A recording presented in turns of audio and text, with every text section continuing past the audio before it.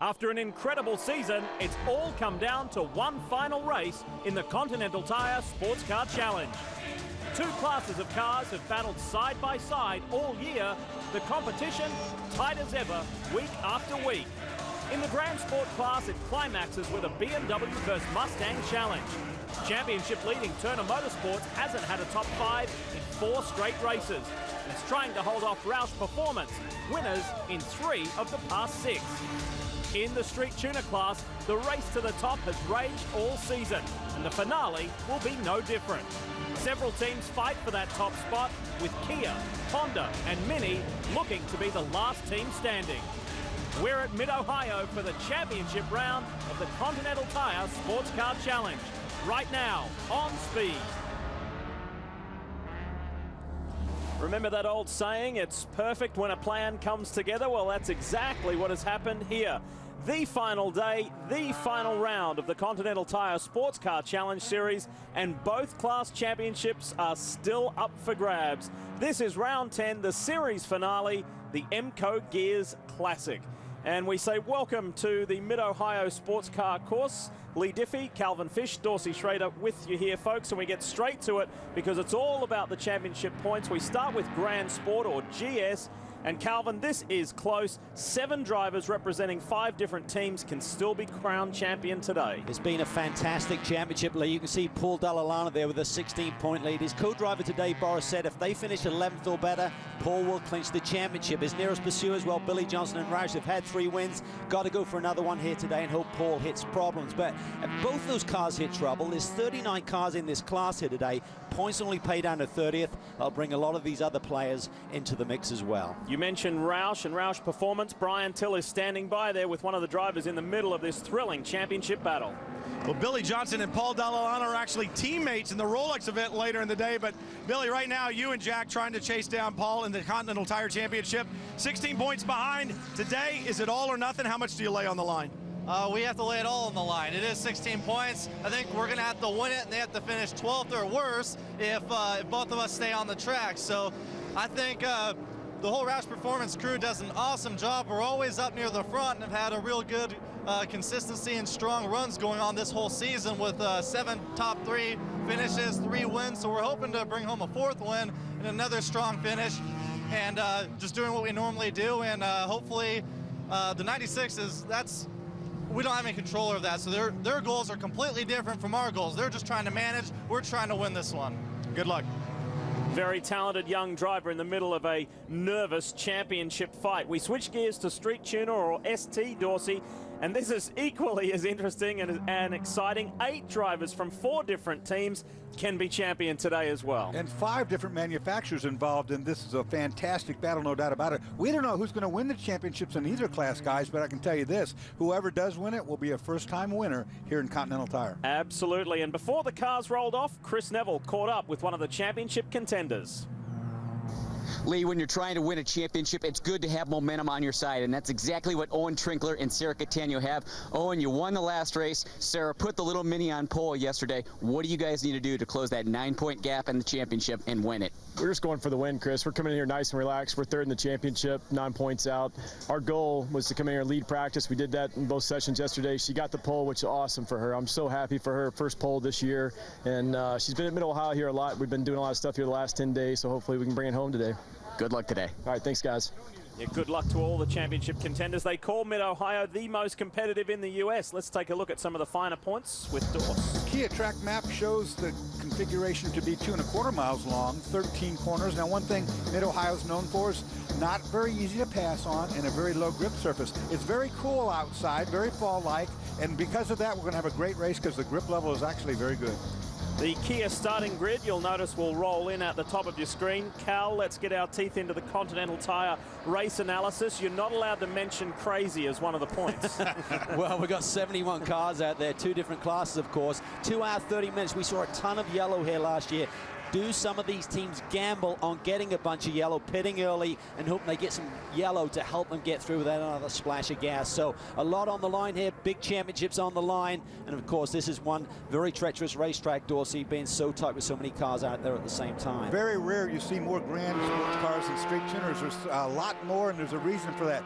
Ford has brought in all of the guns. There's a lot of Ford Mustangs here trying to win that championship, guys. You'll notice the split field. We'll get into that in more detail. The GS cars are on the back straight coming to green. JBS, the Mustang team, has come back for just its second appearance of the year, and James Gouet on the left of your screen in the blue car stormed to a pole position over his Dempsey teammate in the Rolex Series, Joe Foster. Green for the final time in 2011.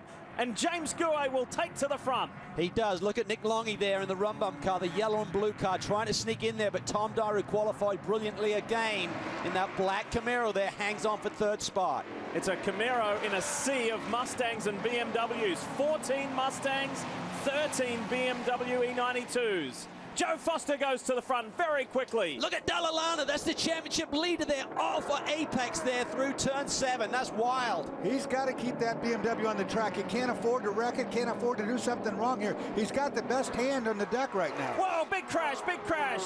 And it's a Camaro. Ashley McCalmont. Ashley McCalmont has been turned around. Well, the tires are still cold, Dorsey. You come through that corner and the car definitely gets light there. She may have got touched. See the start of the street tuner class, guys, and recognize the fact that the start here is on the backside of the straightaway, not on the front, because of the configuration of the track. Sarah Catania, the pole sitter, you heard that in Chris's interview. She leads the field. Ashley McCalmont has got the CKS Camaro fired up and heading in the right direction, which is a good sign. And that's right here. They're going to come over the brow of this hill, and that's where Ashley had her problem. There you see her pulling back on the racetrack. And there's going to be a snake of cars trying to get by her safely. A lot of damage to the right side of Ashley's car. We can't really see it yet, but that's a high-speed area of the racetrack, and she hit pretty hard down there. Matt Pombo is in second, and then we pick up Mike Gallardi, Glenn Bacchino. They're all in the mix at the front of the ST pack. Gallardi and Johnson are saying this number 10 Kia is at the best handling package they've seen all year long. Look at the battle for the lead. Front row Joe Foster takes it from James Gouet, his Dempsey Racing teammate. Now these guys in ways are supposed to be teammates because of the Ford contingency too, but there is ego involved. And look at the smoke come off the tire. Oh, here's trouble. Massive. Oh, Burrows and Hopwood, they cannot catch a break this year. And the 196 of Ron Farmer. Trevor Hopwood, a recent father, just had his first baby. He's okay. They've won this championship before, but this has been one of those years where nothing has gone right for those two boys. Doesn't look too happy. I'll show you from the Kia car.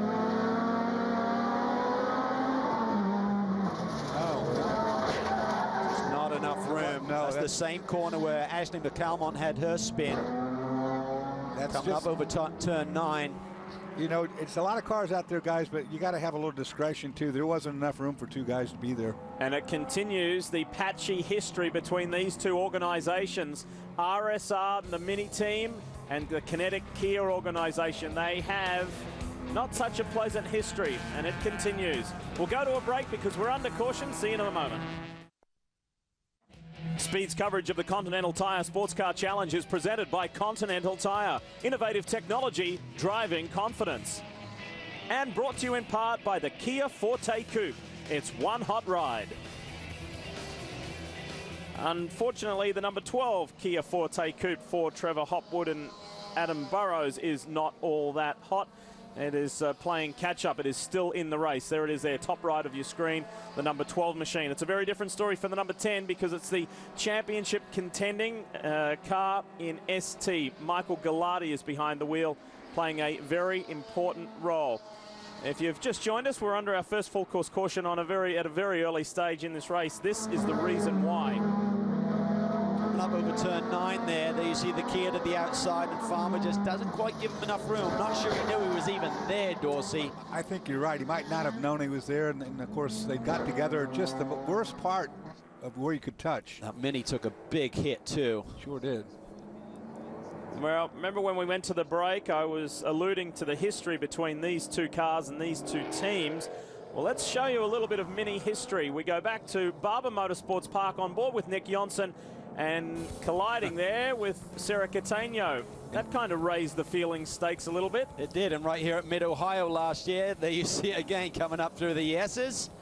Nick Johnson turns 0 once again. So a little bit of bad blood, but the Mini has certainly been on a roll of late, winning there at New Jersey in the last round before this finale. And in fact, better than just winning, they went 1-2, which was really, really special, particularly for Randy Smalley, the team owner, who was not feeling too well on that occasion. He's a lot better now, and that put a smile on his face. Now, as you can see, restarts are on the front straightaway when we're back to green. Back to green with Joe Foster over James Guay, and then Tom Dyer in the CKS Camaro. Then we pick up Nick Longy, Paul Dall'Anna, championship leader. And Cal, you made an interesting observation when we were during that, in that break, that perhaps he needs to just settle down a little bit. Yeah, he is super focused this weekend, according to Will Turner. But I tell you what, he was awfully racy there for a man who just needs a top 11 finish. He was mixing it up. Another good start there. Great qualifying run by Paul Dall'Anna, and he's running up there in the top 6. He should be having a Sunday afternoon drive on a Saturday is what he should be doing. But he's feeling racy. You can't afford to relax too much, though. It's a really intense field here. Here we see Guay looking down the inside of Joe Foster. Tom Dyer, before we went to that caution period, did see a little bit of tire rub on that Camaro, so hopefully he's okay. You may notice that black and white BMW. Good to see the number 19 machine back. Tyler McQuarrie is behind the wheel of the Insight BMW. There it is right there ahead of the Kinetic BMW, the 33 of Ben Klukas for Kinetic. Yeah, they've had a rough season, damaged a lot of race cars this year, so great to see them back, and they're looking towards an effort again for next year. But when they do show, they are always competitive. 1, 2, 3, it's nice and tight. Nick Longy, who was not all that pleased with the Rumbum BMW yesterday, just saying, I don't particularly enjoy Mid-Ohio. It's one of those tracks I personally don't click with. And he said, it seems as though our performance window closes here a little bit. The car is not all that compliant. I spoke with the team manager, Joe Vardy. He said, what is he talking about? We qualified well. The car's running beautifully. Yeah, he said the car has gotten really edgy. Certainly they've pegged the BMWs back a little bit this year, and I think all of the drivers, look at that. The 96 car, Dall'Anna, using all of the road and more. He just needs to be talked to when you're in these situations, Dorsey. You need someone on that headset talking you through the scenarios. You need a ring man to be watching this television and being on the phone with him saying, okay, quit dropping wheels, get off the curbs. You know, what are you thinking about? You just need an 11th here. It's a Multimatic Mustang that leads the way. Let's go to that camp now with Brian. Well, it's Paul Dall'Anna in the BMW who's looking for a driver's championship. But Scott Maxwell, your teammate, Joe Foster out in front in a Mustang right now. Let's talk manufacturer's championship. Is that what you guys are focused on in this late going in the season? Well, there's my understanding is BMW can't have a car in the top 7, so there's not a lot we can really control there other than being up the front. So we can actually influence the drivers' championship a little more. So Billy and I and Jack have talked before, and I'm going to work with them a little and try to get them up the front and protect, if they can get up the front, protect them a little, and hope something happens that gives them the championship. But for sure, if we can pull something off for Ford, that'd be great. Well, this is the Mustang that was damaged at Mazda Raceway Laguna Seca. They've got it back together. It's running well here, guys. Oh, the Camaro doesn't care about Ford's manufacturer championship. How about Tom Dyer? Nice move at the end of the back straightaway there, getting on the outside of James Guay. That gives him the inside line for turn 5, and there he tried it in a pass that you're never going to make, Dorsey, into that fast left-hander. No, that's going to get ugly. I mean, he's got our full attention here in the booth, if not you at home. I mean, the 01 Camaro is really getting the job done right now. Tom Dyer is doing double duty. He'll also compete in the ST class later in this race in one of the remaining RSR minis. Whoop. Couldn't quite get it done. We go back to Guay in third. Fourth is the 13 of Nick Longy, and with more on him, here's Chris. Well, you guys were talking about the handling of that BMW, and I just spoke with Matt Plum, and he said the major issue they've been having this weekend is snap oversteer on entry. He said as you get off the brake pedal and turn into the corner, the back end is just trying to snap out on it, so we just haven't been able to get a good handle on it. So don't really know what they've got going into the race and whether they're going to be able to try and adjust that out during the race, or they're just going to have to really try and keep that car under control as they turn into these very fast corners at Mid-Ohio. Yeah, but he's done it again. He worked it the same way. He did it perfectly. Went to the outside, and knowing that the next corner was going to be in his favor, takes the lead. Yeah, we talk about Mid-Ohio being a tough place to pass. Certainly Tom Dyer's not making it look so at the moment. There's two brilliant moves there. He has got the hammer down and wringing the neck of that Camaro. Sharing the CKS machine with Tony Rivera this weekend. We'll look for Tony a little later in the race. Further back in this field, behind Paul Dalla Lana, championship leader, is Al Carter in the B-positive BMW for 4-line. Then Macquarie, Klukas, Buffamonte, our pole man from New Jersey. Then Putman, the outgoing GS Series co-champion. We haven't mentioned ST for a while. Sarah Catania still leads over Michael Gallardi, who's pushed by Matt Pombo into second place. So the championship contenders are running 1-2 in ST. I'll tell you what, for the guys that race here at Mid-Ohio, you better take your notebook out and write down what has just happened 2 times in a row, because that is textbook, Calvin. That run to the outside in the brake zone and then just going side by side with the guy gives you the next 2 corners to the left. Well, certainly, and it's also an indication of these cool conditions here. The track has got good grip to run 2 lines through that corner, but certainly Paul Dalla Lana has shown great pace there. He's the championship leader right there in the yellow and blue Turner Mustang. But Al Carter running right behind him. He's really been, to me, the sensation of this season. Talking to him at Daytona, he said, I just want to be the best Pro-Am guy. He's done that and a lot more. Whoa, Klukas making a move, trying to make a move there, Dorse, on that inside BMW. We check in here with the 61 Roush Performance Mustang. They had an alternator problem yesterday in qualifying that hampered their run. Otherwise, they felt, Jack Roush Jr. in particular, felt he could have put the 61 on the pole position. Instead, he's playing catch-up. There's 16 points down in the championship chase, and the championship leader is several cars ahead of him. He's got to make work, and he's got to do it fast, Dorse. And I agree with the do it fast part, Lee, no question about it. I'm a bit surprised that he's being what looks to be conservative right now. He needs to whittle through these BMWs and get there in a hurry. Yeah, and he'll too be talked to on the radio right now in terms of giving him the scenario. Where is Dalla Lana? What do I need to do? All right, new race leader, Tom Dyer in the CKS Camaro. You've seen plenty of GS. We're going to see plenty more of ST on the other side of this break.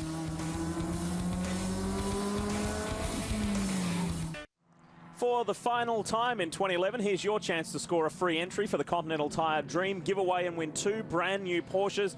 The first one is a spectacular, one-of-a-kind Hurley Haywood edition Porsche GT3. The other is a 2011 Porsche Cayenne S Hybrid. Most importantly, this benefits the official charity of Grand Am, which is Camp Boggy Creek. All you have to do is go to wintheporsches.com/free ticket, and the keyword for this week's round is tires.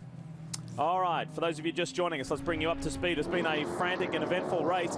It is not going the way that Roush Performance, Billy Johnson and Jack Roush Jr. would have liked. Here is Roush Jr. Dorse just driving off the end at turn 4. Got down too much speed in that straightaway, didn't get the Mustang slowed down and ran himself off, and he was very lucky he didn't get stuck in gravel trap. Andrew Novich in the 77 Compass Honda and Bill Human in the Bimmerwell BMW. Now here's Jack Roush Jr., Calvin, just narrowly avoiding Brian Highcotter in the 370Z. Yeah, it was a tremendous performance by him, and here we see the number 9 car, Matt Bell. These are one of the championship contenders, an outside shot at that championship, and then with just over 30 minutes on the clock, points are then awarded, so Paul Dalla Lana, our championship leader, jumps out.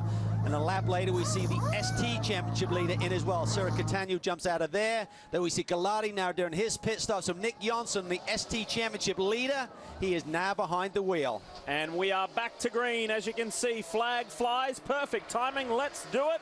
And let's tell you who is where. In GS, Tom Dyer has had an outstanding opening stint in this race, putting that 01 in position 1 for the CKS group.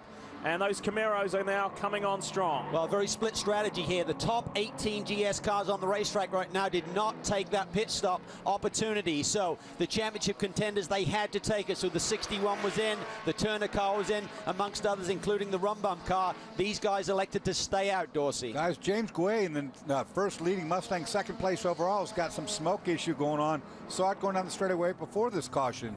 Here's the ST guys, and this is a battle. And Glenn Bacchino in the iMoto Speed 3, the Mazda Speed 3. Huge day for Mazda. They are going for manufacturers' titles in both Rolex and in Continental Tire Sports Car Challenge. Another person going for a title is Sarah Catania in the RSR Mini. She started the race. What were her thoughts? Let's find out. Yeah, and Sarah had a great opening stint keeping the Cruise America Mini out front. And Sarah, so confident this weekend. What have you been doing the past week to try and make sure you're in a position to win the race? Oh, I've been here for about 10 days doing NASA Nationals all last week. I mean, it was a Monday through Sunday event. So I have I think we're calculating it last night, like over 10 hours. You know, they're joking. I could have won a 10-hour race here. So I'm fully confident. You know, my opening stint led the race. Haven't done that this year or last year. So it's super exciting for me, great for the Mini, and great for Brandy. And she won that NASA championship last weekend, and now she's trying to become the first woman to win a Grand Am championship. Brian?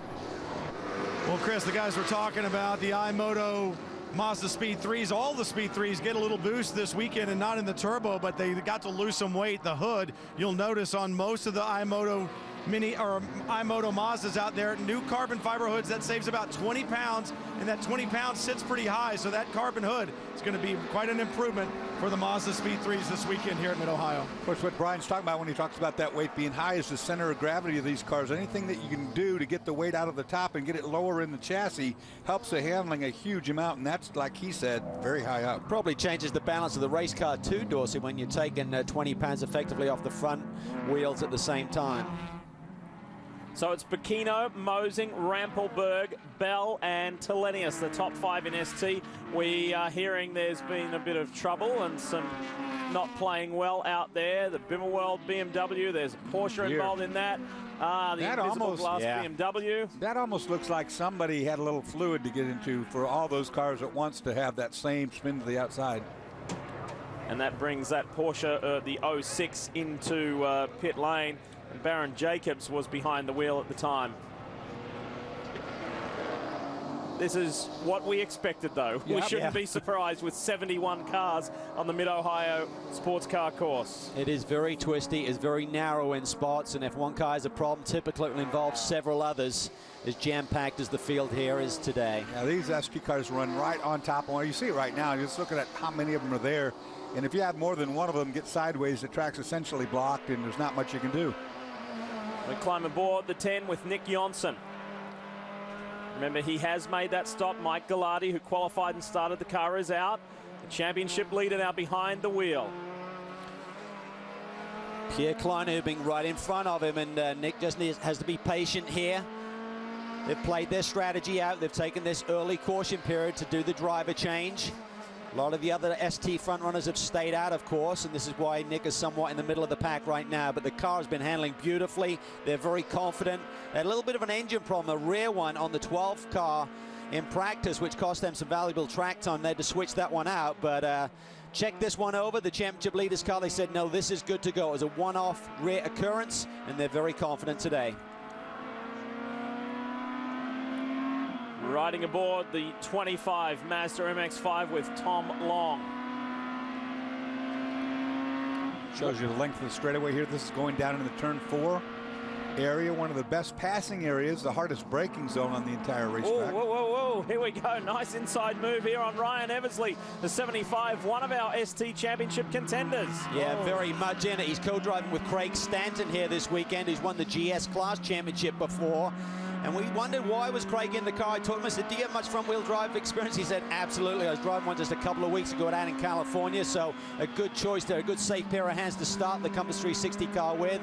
Ryan Eversley, second in the points, but the car has not shown the speed of the Mini or the Kia here this weekend. I want to make special mention here, and it's been a very generous gesture of the guys at Freedom Autosport and Mazda to put the decal on there, remembering Martin Hines. Martin was a man who was instrumental in Calvin's career in the UK, known unofficially as Mr. Go-Kart with his zip karts, and brought up a lot of young drivers around the world. Martin will be sadly missed. He really will. He transformed the world of karting back in the late 70s, brought it to the big stage. Sponsorships were then involved. He brought the Silverstone Kart Grand Prix to its platform that it has today, and really helped a lot of young drivers, including Lewis Hamilton and Gary Paffett, who runs in DTM, to the stage of their career. So he'll be sorely missed, and our condolences to Tina, his wife, and his children as well at this sad time. We were riding on board with Tom Long before, saying that he was hassling championship contender Ryan Eversley. What we should have been correct in saying is mathematically Tom Long and Derek Whitehouse can still win the championship themselves. It's a long shot, but they can still do it mathematically. We will see. A long way to go here at Mid-Ohio.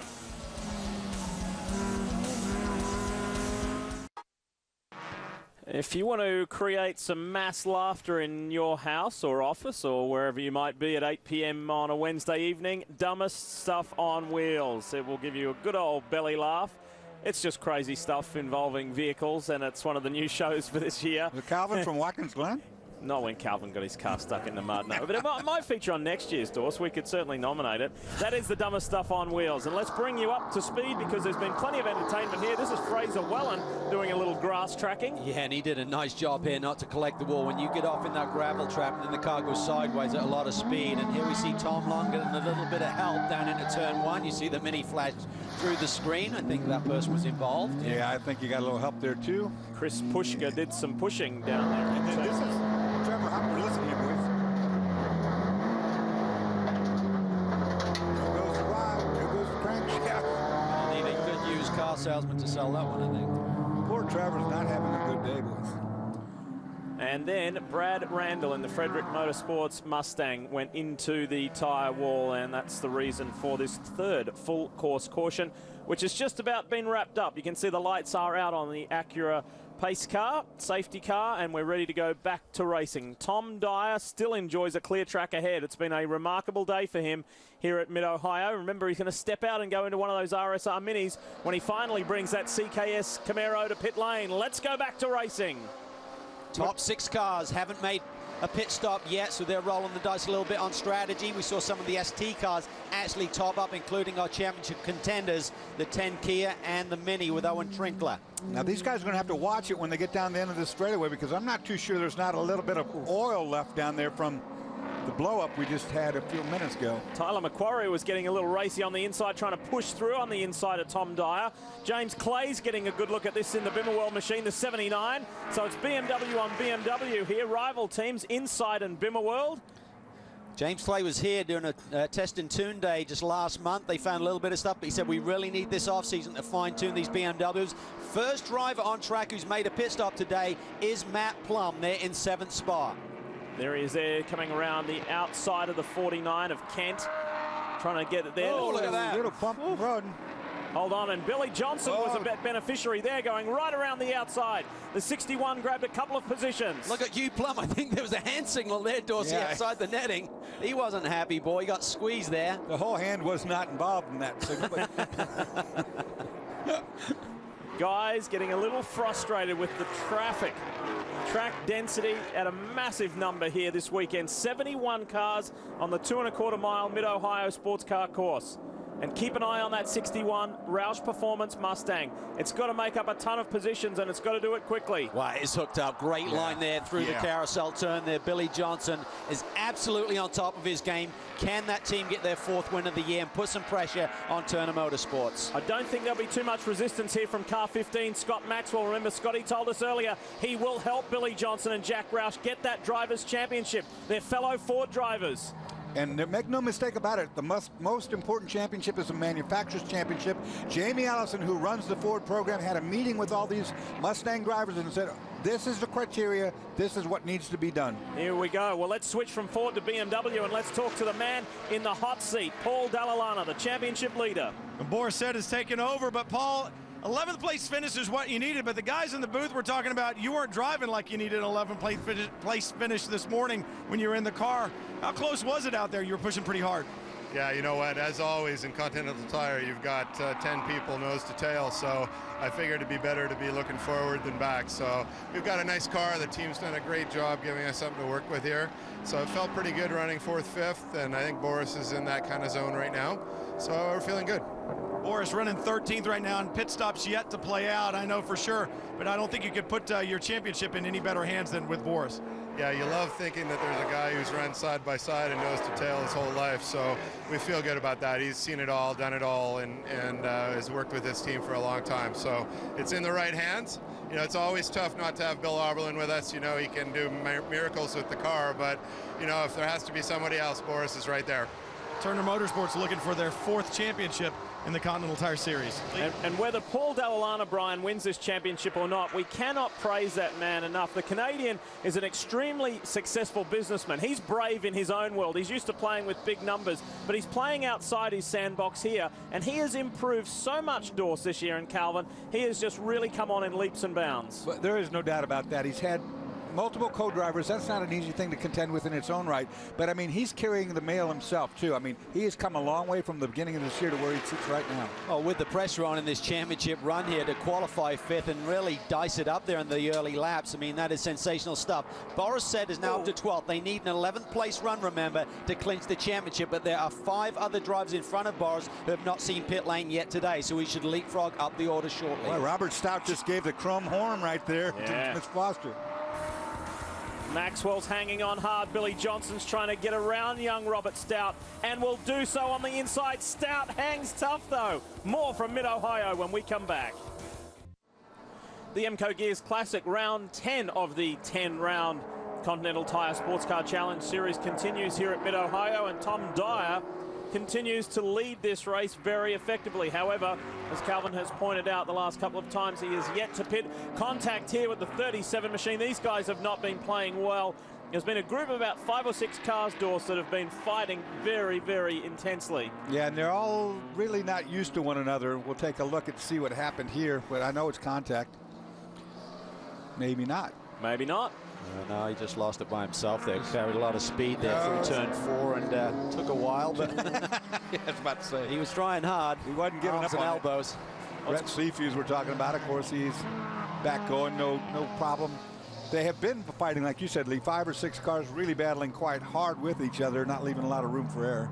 He was able to get away. So Tom Dyer continues to enjoy that clear track ahead, and the fans have been enjoying a little bit of extra information about the Camaro that races in the Continental Tire Sports Car Challenge Series, with thanks to Mitchum Motorsports and its team principal. Well, what we've done here is we've put on display a bare chassis, if you will. Essentially, there's a lot of similarities between the Street SS to the race cars, and the biggest question we get is how similar are they? Well, this is what the proof in the pudding is. This car started life as a street car SS Camaro, straight off the dealer showroom floor. And this shows you the steps we go to turn it into a race car, and you get to see the relevance between the two. So it's a hands-on display with kind of an easy talking point, so that everybody else that hasn't seen a race car before and seen it built, now they get a strong feeling for what it takes to make it a race car. There are 3 teams in this series that campaign these Camaros. This is the CKS Autosport car with Tom Dyer behind the wheel. Mitchum Motorsports, as you just heard from Chris there, and of course Stevenson Motorsports. But life is looking good for the Rum Bum BMW team at the moment. Running second, but realistically, they will inherit the lead. Yes, they will, because they've made a pit stop, one today, so they should be able to do it on one more stop. I think Tom Dyer and Tyler McQuarrie, who's running third, they're going to be tight even when they stop here in a few moments. They're still going to be really tight on fuel, so they've rolled the dice in strategy. Let's see how it plays out. Cautions will certainly have an effect. This man here is also one of the title contenders. Matt Plum can still mathematically win it. I mean, the cards have got to fall his way, Dorse, but it's never over till it's over. No, that's a fact. And you've got Joe Vardy running that team. Joe's a good engine builder. He's also a very good statistician. And his calls we've seen over the years, guys, he doesn't make mistakes behind that pit box. And so I suspect if this plays out the way Joe wants, this car will be in the lead very shortly. Yeah, he's very smart. The team has had 2 wins this year, but they've also had a bit of a roller coaster performance in terms of some weekends. They do seem to have got a little bit lost with the setup, which is very rare for that group, but they're battling on, and they realize if the 61 and the Turner Motorsports car have problems today, they're still in with a shot of this championship. The guys at iMoto need to get a camera out and take a picture of the timing and scoring screens, because their 3 cars are first, second and third in the ST class. Let's go to their camp now with Brian. Yeah, Mark Pombo running second right now in that iMoto Mazda Speed 3. Matt, you climbed out of it earlier. You guys haven't had the season you wanted. A great run at Homestead earlier in the year, but then up and down. How important is it for this entire team and for Mazda to end the season on a high note? Well, Brian, it has been an up and down season. I got to thank iMoto and the guys. We've had a fast car all year, just had some bad luck. hopefully, we've had 6-7 weeks off. We can turn it around here, and you know, we're trying to get Mazda its championship this year, so it's about the manufacturer. Car's been great. We've been fast. We'll see if Mark can bring it home. Right now, it's iMoto Mazda Speed 3s running 1-2-3 in ST, Chris. Well, when you look at our championship contenders in street tuner, Nick Janssen, he's got that 3-point lead. He's currently running 5th. As Calvin said earlier, he did pit under that last caution, came out in 13th. So Nick Janssen making a nice run to the front. That team telling me, though, they need 4 laps of caution to go the distance. So they're hoping that the yellow flag comes back out, which it looks like it's popped out right now. So that team obviously very happy about that. But Nick Janssen does have his hands full. No power steering in that car. Our other championship contenders, Owen Trinkler, Sarah Catania, with 3rd in the championship. That team also pitted. They're getting the caution they needed. And Ryan Eversley, 2nd in the championship. That team also getting the caution they needed. All 3 of those championship contenders should be good to go the distance. Right as you were talking about that, Chris, I was about to come back and tell you you're about to get that caution, because we saw up in turn 9, somebody's off. The 97 is stuck in the gravel trap, not going anywhere. And this is Michael Marcel behind the wheel. Michael was in that scurry that we were talking about before, with all those cars that were really being aggressive with one another. Yeah, he got turned around by Golinello going through the S's and was trying to fight his way back through the pack. If you're a regular to Continental viewing, you will know our habits well. Whenever there's a caution, we like to squeeze in a commercial break so we can show you as much racing as possible. The Emco Gears Classic will continue right after this. Back at Mid-Ohio and still under our 4th full course caution, but we will be going racing very soon as we continue with this championship day, the money day, the season finale. But before we get back to racing, I want to tell you about something that has the racing world talking. Yes, it is the Nissan GT Academy. It is taking people who play the Gran Turismo 5 video game very effectively, and they transform themselves into race car drivers. This is for real, and we saw that earlier this year at the 24 Hours of Le Mans when Spaniard Lucas Ordonez finished 2nd in the LMP2 class. He stood on the podium at Le Mans, from his couch to the podium at Le Mans. Well, now we're seeing who the nation's best racers are. This show is on speed, coming up on the 20th of September at 10 p.m. Eastern, and one of the competitors that you will see is standing by with Brian Till. Cotter made his debut in the Continental Tire Series today. Brian, from video games to the Nissan 370ZX, it didn't turn out the way that you wanted to today. What happened out on track, first of all? Well, first of all, I got to say thanks to the team and thanks to Nissan and everybody for this incredible opportunity. A few months ago, I never dreamed that I would be racing against professionals in Grand Am. The race was actually going really well. I was really pleased with it, having a lot of fun dicing with these guys. Fortunately, just got a little loose over turn 9, got around backwards over the crest, and somebody came up behind me, nowhere to go, hit me pretty hard. So that was our race done. Unfortunately, the 04 car is out as well. So it's a pretty short weekend for us, but I'm really happy with the team performance this weekend. We've been pushing all weekend long and getting the car quicker and quicker, and we were pretty optimistic about the race, but unfortunately it didn't go our way today. And you talk about the experience. How special is it to go from playing video game to driving Nissans at Silverstone for the last month or so, and then showing up here and getting to do your first Continental Sports Car Challenge Series event? Yeah, it is really incredible. I mean, when I started the driver development program for GT Academy back in July, I never expected to be doing a Grand Am race in September. So this is pretty incredible. It's really nice to be back racing on my home soil in the U.S., and it was really pretty intense racing. I was really enjoying it. Well, a lot of talent here, and hopefully we'll see him again. Unfortunately, no reset button today, guys. No reset button, but we have reset this race. Green flag flies, and up front it's Andrew Aquilante in that Subaru WRX, who's got away to a nice start. He, however, is being hounded pretty hard here, and Andrew relinquishes that position. It is not a pass for position, though, as the 52 whips on by. Jay Buford is there in the 33.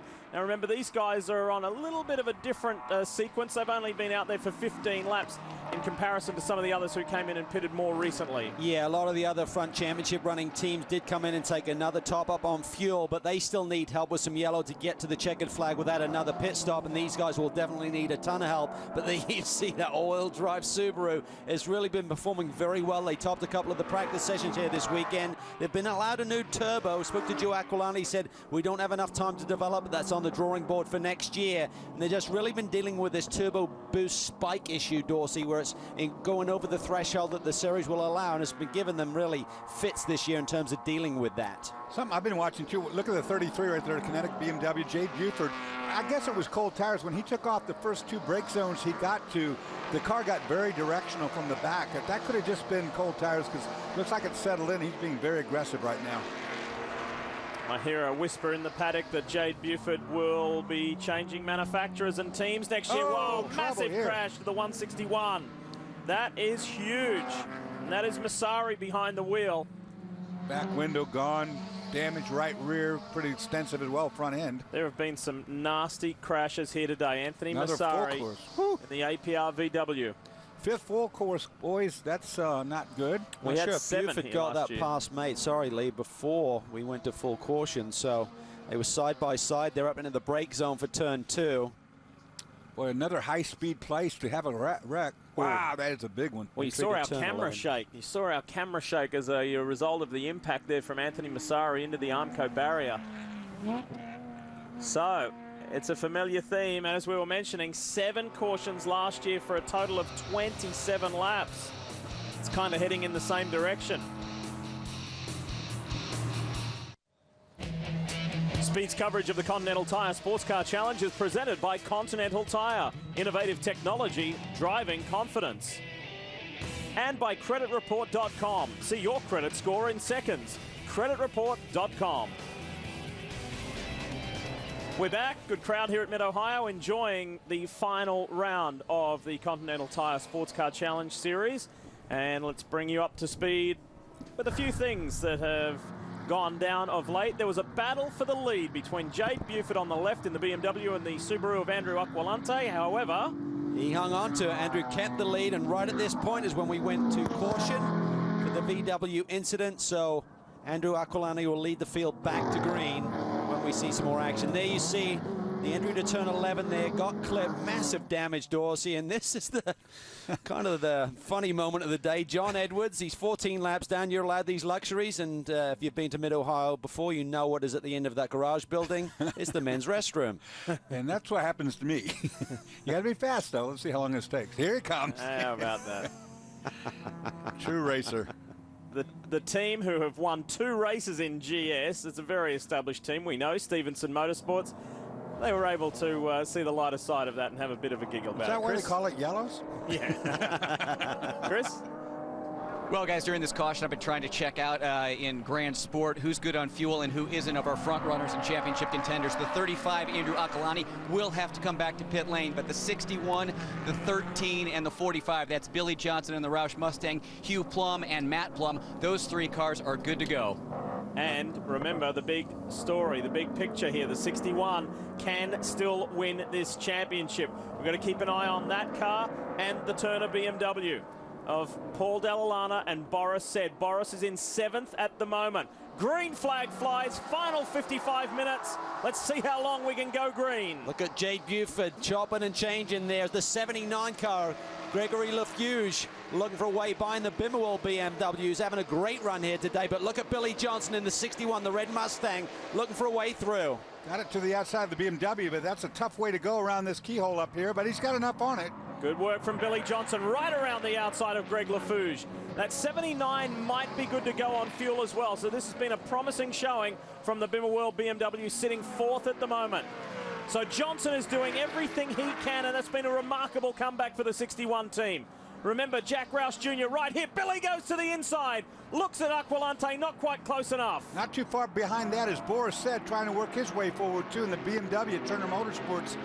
Watch that car. He's being aggressive. Yeah, and he's on the same fuel strategy as the guys who Chris just mentioned are good to go. So I think Boris Said will be good to go as well for Paul Dall'Anna. He's hoping to hang on to this championship lead today. Right behind Boris Said is the Multimatic Mustang of Scott Maxwell, former series champ. He's helping the Ford camp. So if that 15 can get ahead of the Turner Motorsport BMW, things will swing the 61's way. This is going to be an intense 54 minutes, Chris. Well, I just checked in with Jade Buford, who is also running up front, and that team's saying they aren't coming back to pit lane. They're at that point right now where it's going to be a gamble, but they'd like to see that caution come out, because then they'd be sure the car could get to the end. I think they definitely need help, Dorsey. It's going to be a big, big gamble, but what a great performance by Jade. Really learning the ropes now in the GS class, but he's feeling the heat from Andrew Akalani. That Subaru is really good through the twisty stuff here. What I'm looking at, I'm thinking he's safe from needing that caution. I think he'll be okay on that. How about ST? It is still the iMoto Speed 3s. Mark Pombo, Pierre Klein-Newbing. Then we pick up the 198 championship hopeful of Owen Trinkler, being well guarded by Chris Pushka in the 195. It's nice to have a teammate in a situation like this where we've got all these really tight cars. To have a backup or a guy on your back door you can trust allows you to race forward. Dorse, we couldn't ask for it to be any better. All of the championship contenders in ST are right here in this one snapshot. Trinkler is there. Johnson we ride with here. And then you've got Ryan Eversley is in 6th in class at the moment in the orange and black Honda for Compass 360. That's the whole group racing for the final race for the championship. Any one of those cars and drivers are capable of winning. Yeah, and there's also a manufacturer's title on the line as well. But these Mazda, the big question mark for them is they got 10 more laps on the board. Can they make it on fuel ahead of these championship contenders?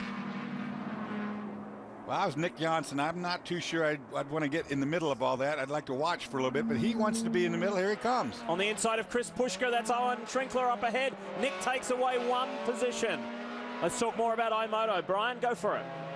Well, we were talking about fuel. I just checked in with the iMoto team. I asked them if they were good to go. They gave me smiles and then showed me crossed fingers. So we'll have to see. Perhaps another full course caution would be some big help for those guys, Chris. Well, and check back in with the Kinetic boys on Nick Johnson. They said he is still struggling with the power steering, but he's not going to be too aggressive today. He just needs to stay back and shadow that Cruise America Mini. But Owen Trinkler needing to put 4 cars between he and Nick Johnson to get that championship title. But that's going to be tough to do with the 10 car sitting right behind him. Billy Johnson has gone to the lead of this motor race. He has got that Roush Performance Mustang by the scruff of its neck and is driving to the front. He's going to control his destiny and the teams and his co-drivers by putting it in front. Go for the win. That's all we can do. He told us that at the beginning of the race, Dorse. 16-point deficit. We've just got to win and forget about the rest. Yeah, he's got to just do exactly where he's at right now, maintain that, go ahead out, try to win the race. Doesn't mean he wins the championship, but it's the only car he has in the deck. How did he get the lead? Well, he did it with the fastest lap of the race on the lap where he just took the lead. And here you see the run out of one. He's just got tremendous grip, slices to the inside, then moves back to the middle of the road to deter Jade Buford of thinking of having another repass. He's got the lead up into the keyhole. And Johnson has just set the fastest lap of the race. Remember that storyline, it's quite an odd one. The guy he's fighting for the championship, Paul Dall'Anna, is his teammate this weekend in the Rolex GT race. So it's an interesting one. Here we go. Trinkler is defending from Nick Johnson. Well, I think for Nick Johnson, he's got to be very careful. He's got to be worried about that Mini right behind him. We talk about manufacturers. Well, that Mini is not going to be doing him any favors, because if he can sort of like leverage his way by Nick Johnson, that's just going to help Owen Trinkler and the other Mini up front there. Trinkler and Catania are not the closest to Nick Johnson in the championship chase. Ryan Eversley. However, Ryan is a little bit removed from this picture at the moment because he is not in this lead pack, but there he is right there, just off the tail of it. And this is where the fact that the 12 Kia that's out of the race is really deterrent to Nick Johnson, because if the 12 was in the race, it'd be like these other cars. It'd be behind the 10 protecting him, but right now, Nick Johnson is alone. Chris Pushka, who was involved in that incident earlier with Tom Long. He was also the guy who finished runner-up at New Jersey Motorsports Park in the RSR Mini. These two iMoto Speed 3s up front, they are not championship contenders, but this is a huge shot in the arm for them. They've had somewhat of a frustrating season, but the Speed 3s are going to end the season on a high, running at the front, and they've been doing so for the majority of this race. You would have to think that Owen Trinkler is getting the information from his team, who are looking at the timing and scoring and indicating to him those Mazdas probably need to stop. Here we see a pass for position there. That puts the Mini back in front. What you're talking about, Lee, is just now happened. Now that gives one more point away. I think this is a safer spot for Nick Johnson, just to sit back here, let that Mini have that track position for now, let things play out for a little bit. Long way to go, just under 50 minutes. In a way, I mean, let the Minis go up there and get in trouble with the lead. Overall, he might be in good shape. Let's not forget, Nick Johnson is fighting that power steering, and that is going to be a brute through this section of the racetrack. It is really busy, but he is one of the fittest guys in the paddock, really takes his nutrition and his fitness routine very, very seriously. And that will pay off on a day like today when you got a car with new power steering. Back up front and back to GS, the Grand Sport class. Billy Johnson, Jade Buford, Andrew Aquilante is dropping back, and he's got Hugh Plum on the inside there, and Hugh grabs that position away. Brian? Well, Billy Johnson doing exactly what they need to do to try to win that championship for he and Jack Roush Jr. Borset doing what he needs to do. They're running in 6th right now, I believe, in 7th actually, and all they need is 11th. But the word from the Turner camp is they need caution. They need at least 3 laps of caution to make it. Otherwise, Borset is going to have to bring that BMW to pit lane for a splash, and that's going to hurt. Wow. He's got to be careful here. Scott Maxwell, he said he's going to try and help out the Ford camp. Well, he's taken a position there. Will Boris get any help from the BMW boys? Doesn't look like it. One of the 4-line cars goes right alongside him. Maybe 2 of them can slice their way through. They will right here. There's nothing you defend from the outside there. It's off camber. Boris is dropping. This is going to put him into that danger zone. Remember, with Billy Johnson leading, he has to finish in the top 11. Full course caution because of this. Here are those laps that the Turner boys were wanting. Don Salama is calling the strategy on the Turner box. He will be pleased to see that. It's our 6th full course caution, and it's not just for one car. It is a multi-car situation. This car, Craig Capaldi, I think, is pulled off on his own doing. He's just sitting there. I'm going to be the first to say, guys, we need to pave the end of this back straightaway. It would save a lot of these cautions. We're almost up to the level where we were last year. More right after this. It's going to be a fascinating final run to decide who will be champions. My Ride Rules is all new, where you can see 4 car fanatics face off in some pretty wild competition. Don't miss it. There's an all-new episode coming up. It's My Ride Rules, Wednesday at 9 p.m. Eastern, 6 p.m. Pacific, right here on Speed. We are still under caution, and it is number 6 for the day. While we are circulating under yellow, let's show you what kind of a year it has been in the street tuner class in only its 2nd year for Kia as a manufacturer in this racing series, and Kinetic as the team that campaigns it. Got off to a terrific start in the Florida sunshine earlier this year with their first ever podium. Fast forward to Alabama, Barber Motorsports Park, the highlight for Kia as a manufacturer in racing worldwide, with the Kia Forte Coupe's very first win in the Grand Am Continental Tire Sports Car Challenge Series. VIR in the sloppy, muddy, wet conditions did not go quite to plan. However, Road America really did. Yeah, the 2nd win of the year, and they went from there to Monterey, a 4th place finish for Nick, and then drama in New Jersey, which has really tightened things up in the championship. But what a fantastic season for these guys. They really feel they're a year ahead. There's the drama at New Jersey, as Michael Galati had nowhere to go, and damage, and a 24th place finish. That's what brings them here with their championship lead. Those 2 wins, a real high point. We have spoken with Scott McKee and the guys from Kia Motors America, and they are just thrilled with the progress that Russell Smith and Nick Johnson and everybody at Kia there in Buford, Georgia, have made with this new car. They've been working on it very hard. Some of the competitors feel that they may have been made too much progress too fast. However, it wouldn't be motor racing if everybody was happy, that's for sure. But it's certainly a wonderful story for the Kia Forte Coupe. Can Nick Johnson go all the way and win this Drivers' Championship? We will see. All the questions are going to be answered. There's plenty to ask, too, in the Grand Sport class. We'll tell you about that right after this. Manufacturers' Championships, Drivers' Championships, Team Championships, all on the line here in the Emco Gears Classic. It's the final round for the Continental Tire Sports Car Challenge Series, and you got one of the most exciting young American drivers leading this race, Billy Johnson, who made the move from California to Charlotte, North Carolina to work for Roush Fenway, not only drive for the Roush organization, but to work in the shop. And he does his best work out here on the blacktop, on the track, leading the way over Jade Buford.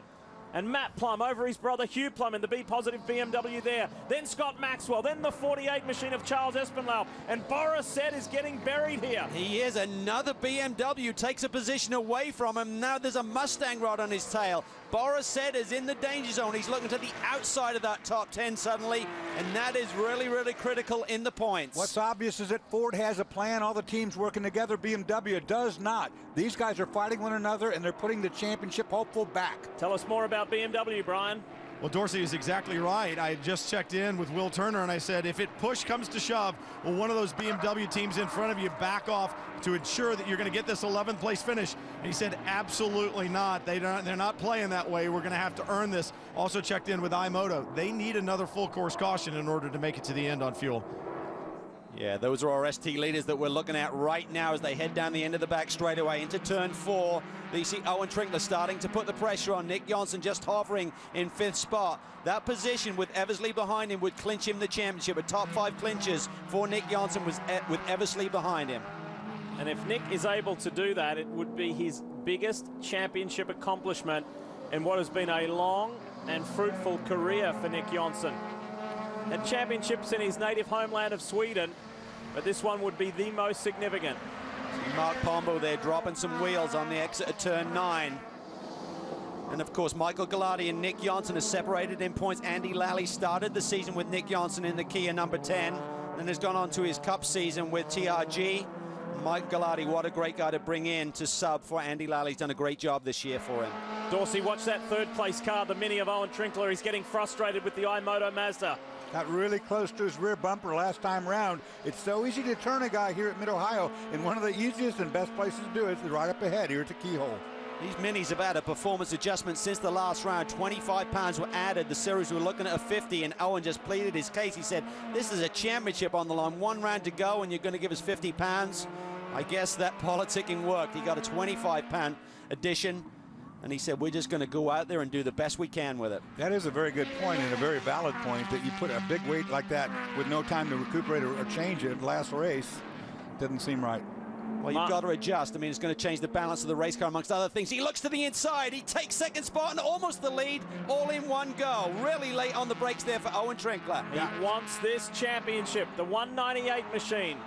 He's got a lot of ground to catch up here. He's 9 points out of the lead, 9 points behind the car that runs 5th. So winning it will give his best opportunity to take this championship for he and Randy Smalley and Sarah Catania. But we will see somebody off track there, maybe just dropping a wheel. Well, you got to watch for that stuff around here. You see that, you were good to see that too, Lee.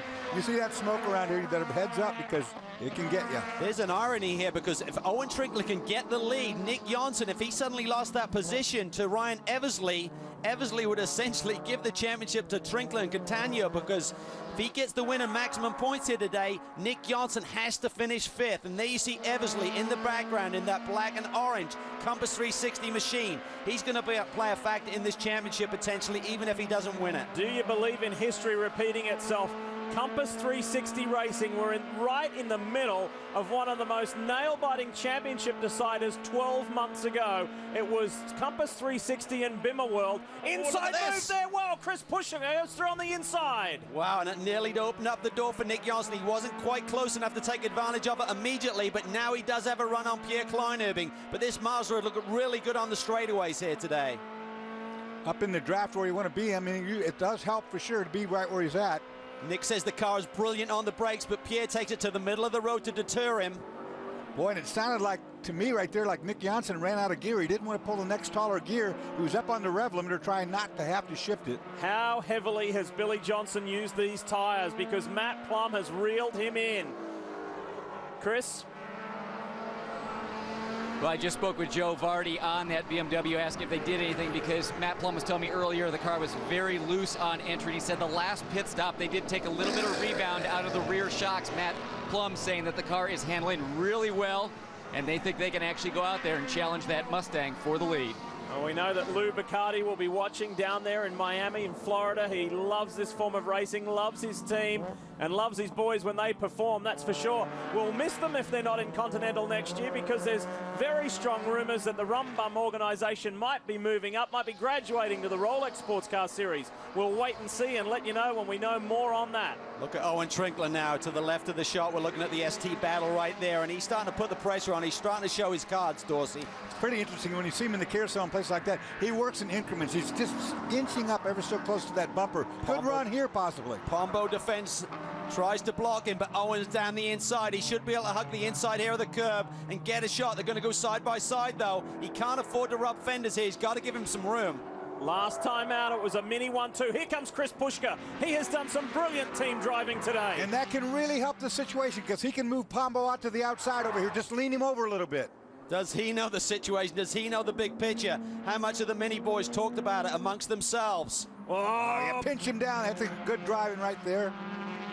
Good teamwork. Very good team driving. So you got two RSR Minis, the Cruise America machines, over the iMoto Mazda Speed 3s. The sole remaining Kia Forte Coupe with championship leader Nick Johnson. We ride with him. Look at Nick Johnson. He now recognizes the fact that Owen Trinkler has the lead in this race. He has to finish right here or better. If he drops any position from here, the championship will go away.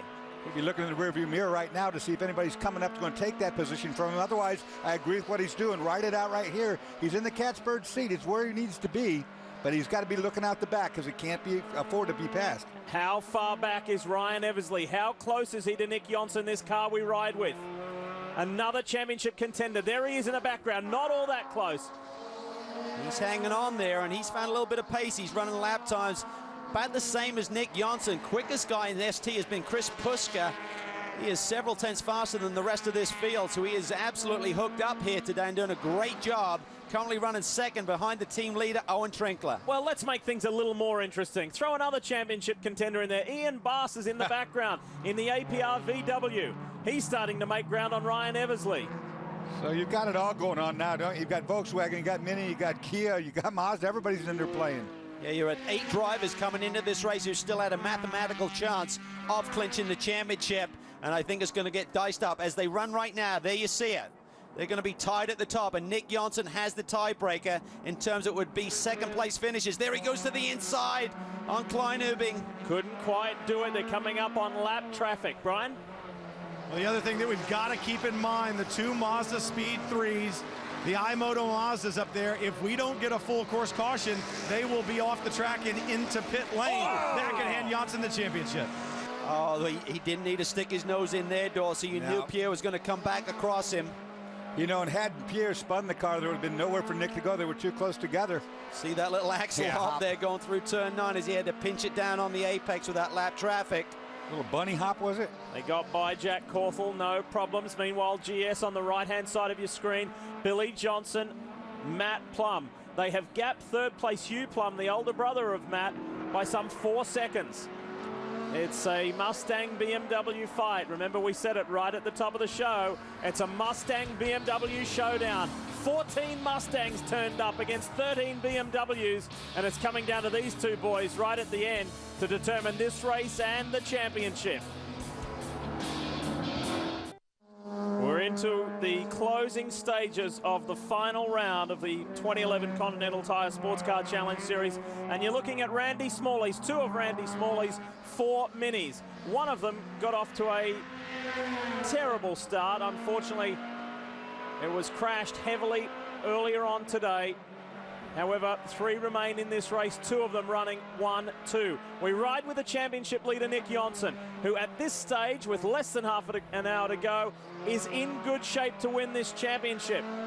Tell you what, in his rearview mirror, though, Eversley is really closed in. I think these guys hit a little bit of traffic. You see the top 3 have pulled out, and look at this. It is really bunching up. There's Ryan Eversley right on his tail. 2 boys reside in the Atlanta area, and I'm sure Eversley knows all of the permutations with the championship laying out in front of him as well. And Ryan Eversley, who is Andy Lally's roommate, good friend, used to drive with the man he's chasing, Nick Johnson. That won't stop anything from happening. Chris?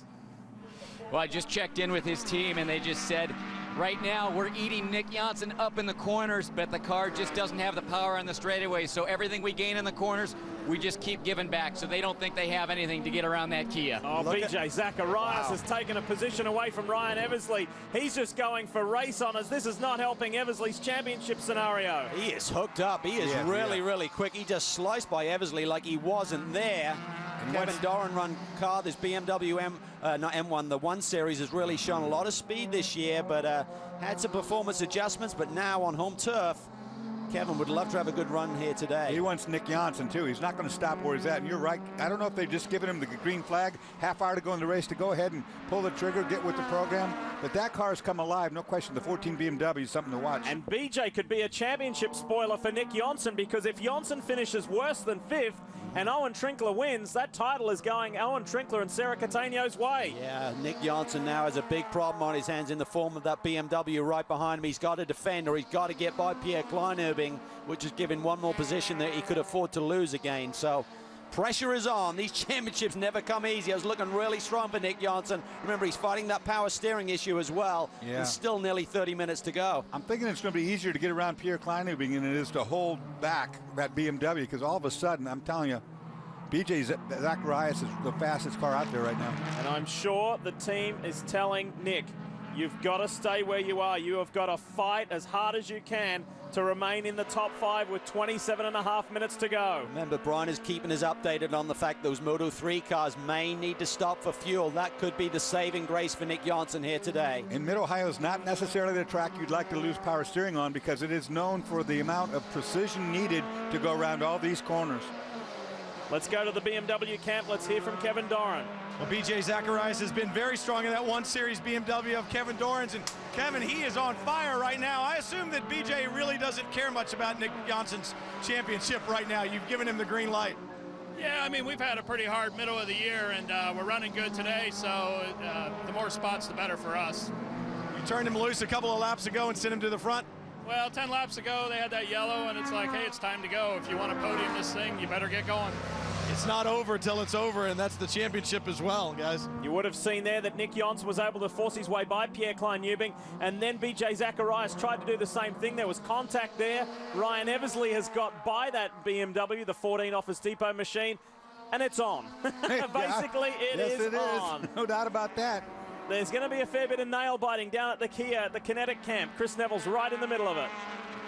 Well, Michael Galati's not going to be able to share the championship if they can get it today, because he missed the race earlier this year, but you did help in the 2 wins. Michael, right now, Nick Johnson getting some pressure from that BMW, and that could have championship implications. What's the team telling him on the radio? I'm telling you, right now, he's got to try qualifying laps, man. He just went by Pierre, so it's in 4th place. The BMW is coming. I'm so freaking nervous, man. It's terrible. I was here.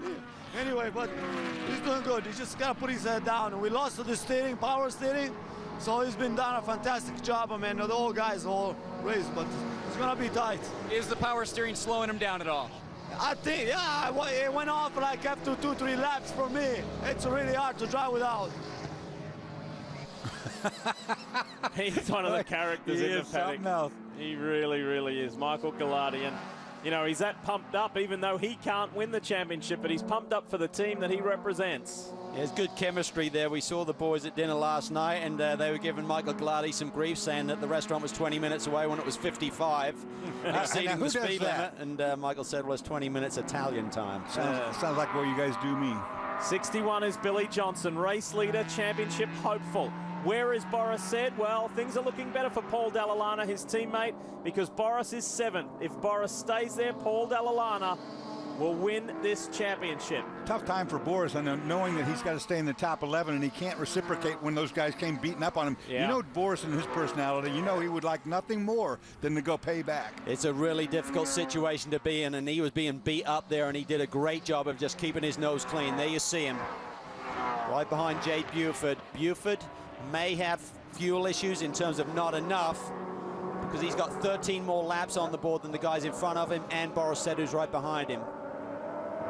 And Todd Snyder, who was immediately behind Boris in 8th place in the 21 Mustang, is, as you can see, he's not within immediate view. So there's a healthy gap there. It's around about 3 seconds, 2.5, 3 seconds. There's Todd Snyder. Those guys fresh from their first podium at New Jersey Motorsports Park. It was a great result for Todd and Scott Panzer. Really gave them a nice shot in the arm towards the end of this championship. 23 minutes to go. And things are more stable as far as the GS championship scenario compared to ST, where we will not know until the very end. It has been changing lap by lap. Now the strength swings back in Nick Johnson and Kia's favor.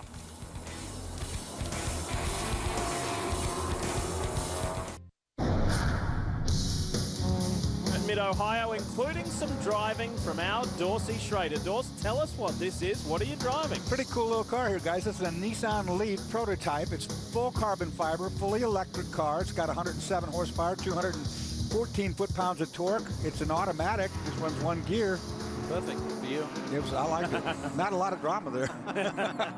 It's a beautiful car, though. Plenty of drama here, though. Up front, Billy Johnson is being hounded by the rum-bum BMW of Matt Plum. Just a car length or two in it for the honours in this race. And Jack Roush Jr. and Billy Johnson have done all they can. There's dramas for Owen Trinkler. ST leader is slowing. Owen Trinkler, the championship hopeful, and ST leader has slowed. Oh, no. Wow. I think we got mechanical failure on the Mini. I can't believe this. This is a massive break for Nick Johnson. It is. Oh, no. What a shame. So, and he is not the only championship contender in ST who has been bounced out. The reason why we say that, we're going to show you a replay. Look at what happened while we're in the break to Ryan Eversley. Just one lap ago, prior to this action we're looking at right now. This happened in the same section of the racetrack, Dorsey, coming up and over turn 9. Eversley had really got mired in the ST pack. And well, here it is. Watch this. Actually, this is a payback. Yeah, that is big time. That's a payback. We didn't quite see what happened. What happened was those two cars got together up there on the entrance to turn 9. That's some dirty driving right there. You see it. There is no question this is intentional. As Nick Whitmer in the 30 car just nails the 75 of Ryan Eversley. So there's one championship contender gone. And this is the view from Nick Johnson saying, is that really the 198? Is that really my rival here for this championship? Yes, indeed, as we go under our 7th full course caution. There's Randy Smalley, the team owner, and he's saying, where is it? What's going on? Unfortunately, Randy, that championship has gone away. Chris? Well, this team trying to grab another win before on the last race of the year and also looking for the championship. Randy, what did Owen say what happened with the Mini? Said the car's not shifting right now. Something's gone possibly wrong with the transmission. You know, there's some cables in there. Maybe one of the cables came off. He's trying to fish for a gear. Nothing's happening. Tough break for this team. Obviously, with a full course caution coming out, they were hoping to get the car back to pit lane, but it sounds like it's dead in the water on the racetrack. Yeah, we saw a little smoke out of the back, but that doesn't really mean anything. On these cars are pretty hot right now. It's a shifter cable. These don't have a linkage. They have a regular cable, and it comes disconnected at either end or breaks in the center. You've got nothing but neutral. 17 minutes to go in a championship year. Devastating blow. I mean, you can't even put into words the feelings that Owen would have behind the wheel right now. Obviously, Randy Smalley's had a very tough year personally. And Vasera Catania's done a brilliant job co-driving with Owen. This is a bitter blow to take. Absolutely. So close to the line. Yeah, it could have been the first female winner, championship winner. It was so close. Yeah. Now in GS, Grand Sport, Billy Johnson leads the race. That's all he can do for the 61 team. However, Boris Said is doing everything he can do to keep car number 96, that yellow and blue E92 V8 BMW, the M3, in the top 11 positions. There's the 96. You can see Boris center of the frame there. He's currently 7th. And championship looks good for his co-driver, Paul Dall'Anna, if Boris stays there. Just to explain what's going on here, the pace car has picked up the overall leader, Billy Johnson. You see cars flying by them under caution. What's that all about? Well, the ST cars that are trapped behind these GS leaders get the wave by to put them on the same lap as the ST leaders. There you see another one go by, one of the VWs. It's been an eventful day for the Roush Performance crew. For Billy Johnson and Jack Roush Jr. Qualifying, they had an alternator problem, put them back further back than where they would like to be, and then Jack Jr. just ran on at turn 4. Too much speed and got off. Luckily did not get stuck in a gravel trap. Continued. And watch this. Billy Johnson gets a great run on Jade Buford coming out of turn 1 and makes it stick. Gets to the inside for the brake zone, and that car's been awfully strong, but Matt Plum is keeping him honest, Dorsey. Absolutely keeping him honest. It's not over yet, for sure. We keep talking about championship scenarios. We know that it's swung massively back in the favor of Nick Johnson in ST, and it's looking good for Paul Dall'Anna in GS. Let's hear from the Canadian. Well, this last full course caution is certainly going to help on any fuel concerns that you guys may have had, Paul, but you also know that there's a restart coming up. You guys are sitting where you need to be. Is Boris going to be nice and calm on this restart and think about your championship? Is he going to move this thing towards the front? You know, I sure hope so. He's got that experience, but still, every time this happens, it's cross your fingers and hope for the best. It's really a dogfight out there.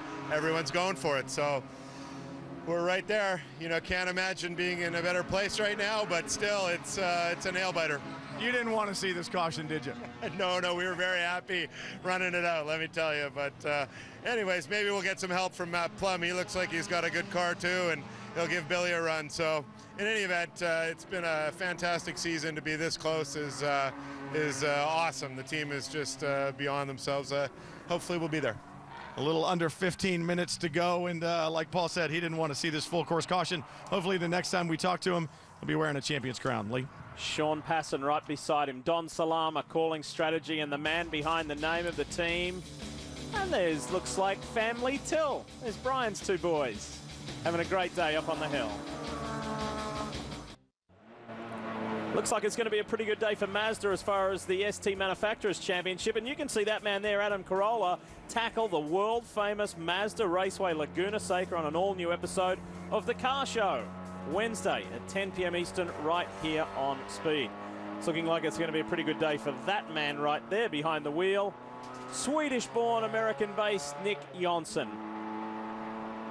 They've done their homework. They came up here a few weeks ago and got a little bit of track time and made some changes, and they just said the car is dynamite. We're very, very confident, but you know, there's still a race to run. Dorsey, we've seen, has taken a lot of twists and turns throughout the course of this 2 hours plus that we've seen action here today. And for Nick, with no power steering, these cautions gives those muscles a little time just to, you know, wind back a little bit. He's going to have to hold it for about another 4 laps, and he could be our champion.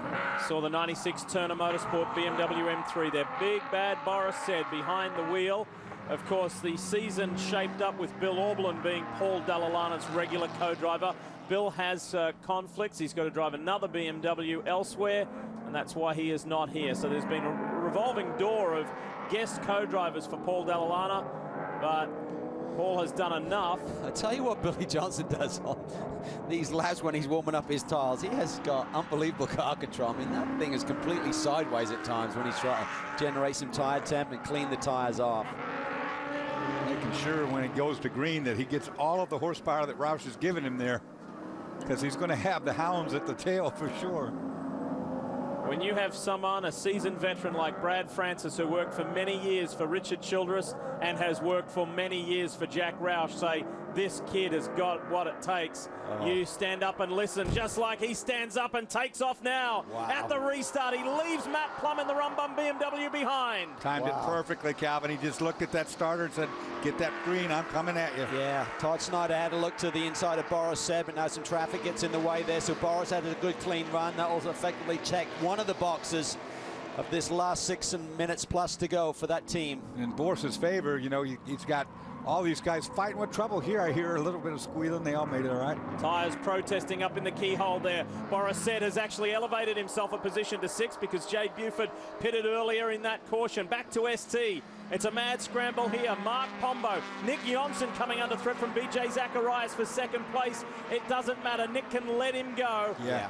Absolutely, he's going to have to just be really cautious here not to get involved in any argy-bargy, and if he needs to give away some track position, do so. He just did, but watch this, because he's going to give 3 positions away.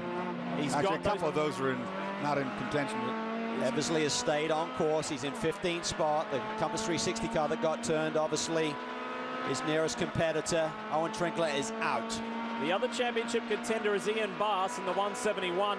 Ian would need to win this race and have Nick Jonsson finish 14th or worse. So the odds are stacked against him. And you can see the kinetic Kia there of Nick Jonsson, car 10, just easing off, letting the traffic go and saying, I'm managing my destiny here and my championship. Yeah, he just does not need to be up in the middle of that mess, because those guys are going to really be fighting hard these last couple laps. Yeah, I think Ian Bass will probably catch him and maybe go by as well. He's got a lot of positions he can lose here, but this is still nail-biting time. He hasn't won a championship in so long, and this has been a dramatic development program for the Kia, which Nick has certainly been very integral in terms of driving and behind the scenes. He's in that kinetic shop every day, he and Russell Smith, trying to figure out how can we make this car more competitive. The other thing that we didn't highlight earlier, guys, was what extra shot of nerves must have rippled through the kinetic team, seeing car 12 have an engine go, the second engine go this weekend, thinking, well, what's going to happen with the 10? Are we good to go? And you kind of ask yourself at that point, since the 12 was a pawn, it was expendable, if they maybe tried some different things on that for next year, you know, because I don't think they'd take any risk with the 10 in the championship. Yeah, I believe it was the ring that holds like the crank sensor on that actually just broke apart, and they said it was a very rare. They looked at it, they wanted to make sure it wasn't something internal because the motors were identical and they felt safe. Otherwise they would have changed the motor last night, but they felt good that they were going to be okay here today. I think whatever it was today on the 12 was definitely internal mechanical, but see what happens here. Nick Johnson going down the back straight away. Here comes Ian Boss. I would have to think he's going to open up the door for him and not fight for this position.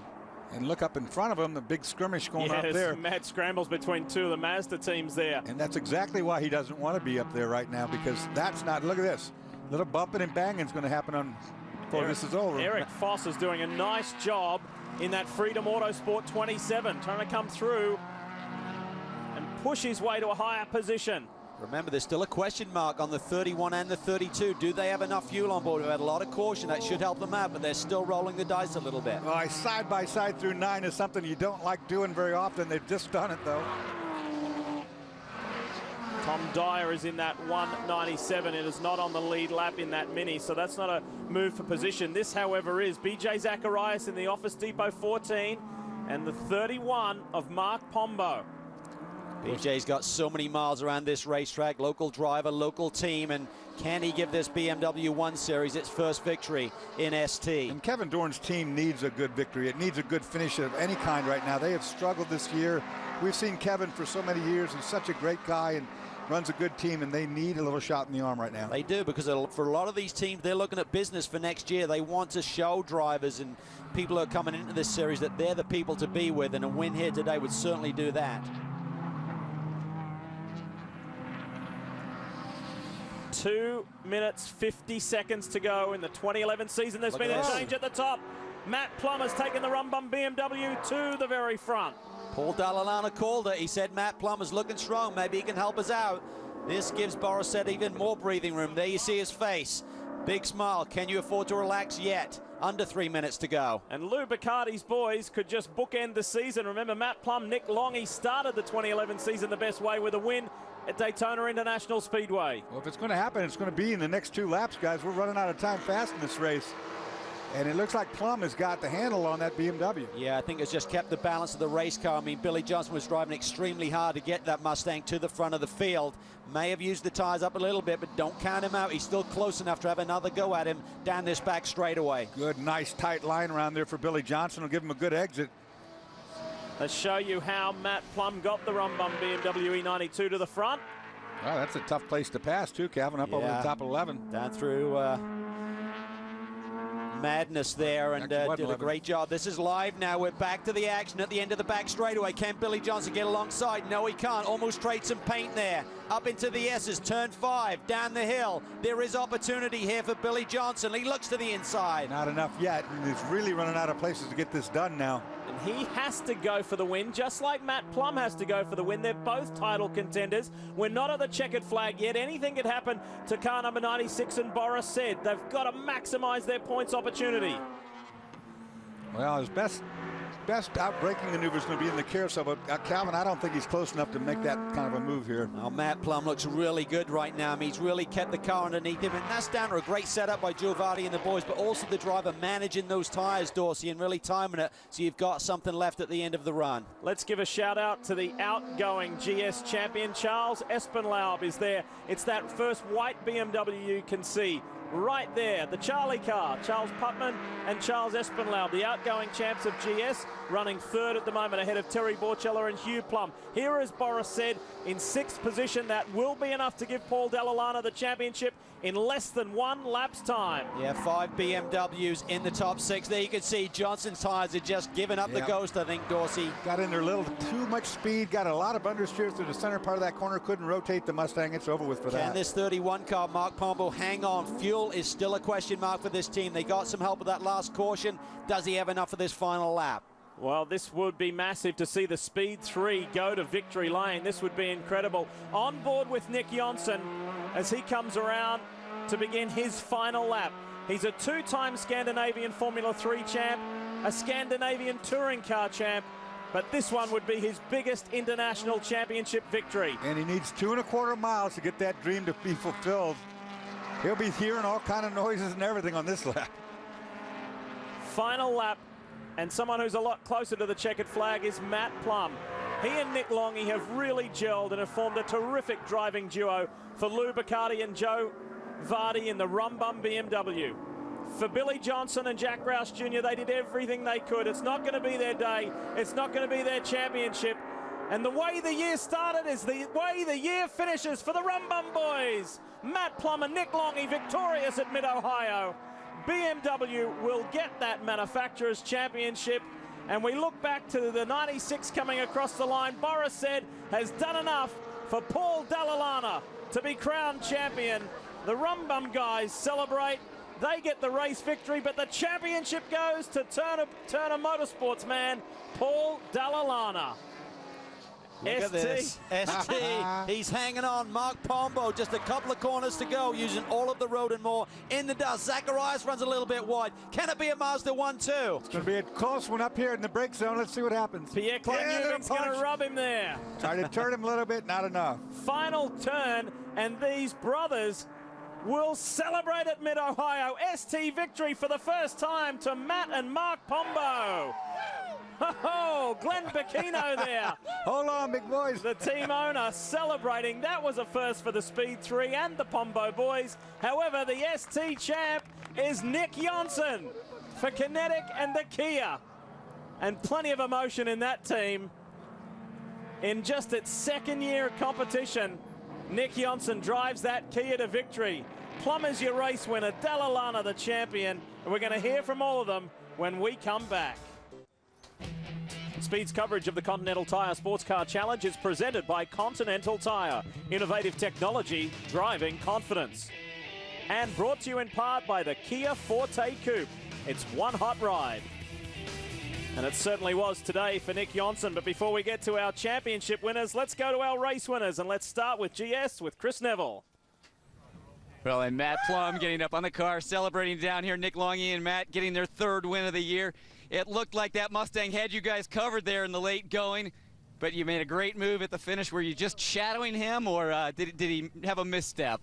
You know what? I think he may have missed a shift or had an issue, but the Mustang was strong. But I got to hand it to our boys, Rum Bum Racing, best group of guys in the business. Sean, Bob, Joe, Little Joe, Ed, John Terry, Nick Longy, Kieran Raymond. I mean, you don't get better guys. Every pit stop's perfect. Every time we leave pit lane, the car's in great shape. And of course, my co-driver, Nick Longy, I mean, he always gives me the car just the way I left it. And Matt is going to finish third in the Drivers' Championship. Nick, you're not going to share that with him because of a crash at VIR. Is that tough to sit there all season long and look at him further up in the points? It's tough looking at him most times because of the way he looks, but other than that, no. We're a team. It's a team effort. We do what we have to do to make things go for Rum Bum. And thanks to everybody. Thanks to Matt, amazing driver. That was a nail biter at the end there, but Matt's the man for the job. So thanks to everybody. Thanks to Rum Bum Racing, BMW. Beautiful. Rum Bum finishes the season the way they started it. Brian? Well, Mazda takes the win in ST. They also are going to take the Manufacturers' Championship, and Pombo name is back on the top step. Mark, a lot of pressure there at the end. How difficult was it? There was a lot of pressure at the end. I just got to thank Mazda for putting a great car underneath me. Congrats on the Manufacturing Championship to all the guys running Mazda. Got to say thanks to my brother, the best co-driver in the world, Pierre, the best teammate in the world. Matt Long, one of our crew guys, is in the hospital right now, and we're all thinking about him and wishing he was here. Got to say thanks to my wife, my whole family made the trip for this race, and Glenn for giving me the opportunity to be here. Thanks again, everybody. Congratulations, guys. And how close was it at the end? It was tight on fuel, the reserve light on the dash. And the two cars that won the two respective classes won the Manufacturers' Championship. Congratulations to BMW and GS and Mazda in ST. Let's talk about Drivers' Championships, though, and let's start with GS. Paul Dalla did it by 9. He did. He had a superb year. He started off the season with 5 podium runs and then just kept clicking away those top 10 finishes, Dorsey, and he gets the points lead at the end of the day. You can't ask for better racing, a better year than we've had. Look at the ST points. Nick Johnson, who would have guessed at the beginning of this year that Kia could, in the second year, pull it out like they did, 6 points over Ryan Eversley.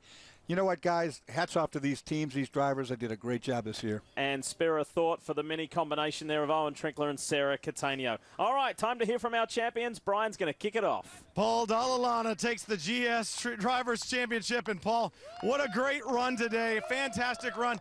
4th championship for Turner Motorsports, but for you, it's the first. How special is this moment to finally get it all over with? Yeah, wow, it's certainly nice to have the anxiety behind us, but it'll take a little while to really sink in. Frankly, very unexpected. I know the team is used to winning championships, and Boris and Bill Oberlin, who have been here all year to help out, are used to it. But for me, it's a totally new territory, so just over the moon, frankly. It's awesome. Well, the team was certainly strong this year, but Paul Dalla Lana really stepped up. It's his championship to celebrate, Chris. Well, Nick Janssen has gone around and hugged all of his crew members down here. Nick, it's been 17 years since your last Drivers' Championship. Did you think 2 years ago when this program started that you would be winning a Drivers' Championship in the second year? No, I mean, I don't think anybody really thought that. I mean, it's unbelievable. We obviously put the right team together. We know we had really good guys and stuff, but we never thought that we could, put a program together, win the second year out the championship in probably one of the most competitive series out there. But we also had a little bit of luck today. Owen unfortunately broke down. I never want to win when somebody break down, but we had a very good solid car today again, and it's thanks to the Kinetic team and the Kia Infinity sponsorship and support. I mean, we couldn't have done it without them. So it's fantastic. It's unbelievable. And I want to have to say hi to my little son Max home and my wife Helen as well. Thank you for all your support. Well, congratulations to Nick, Kinetic Motorsports, and Kia. Fantastic, and congratulations to both of our champions. Well, Dorse, that's the end of the 2011 Continental Tire Sports Car Challenge Series. We take a big breath. It's been a terrific year. It's been a fantastic year, no doubt about it. And, we take a big breath, but it's not too far before we're already planning for next year. And just like the season, Dorsey, you never knew what was going to happen at the very next moment. We saw that in the championship finale. A great run for those championship-winning teams. And condolences to the guys who had a bad break here today. We had possibly the lowest car count of about 50 and the highest count of more than 70. This championship is so popular because of its competitiveness. They had to squeeze it in, didn't they, right at the end. We just love the Continental Tire Sports Car Challenge. We hope you do too. 2011 has been a year to remember. Enjoy the off-season. We'll see you back at the World Centre of Racing, Daytona International Speedway next January. Bye for now.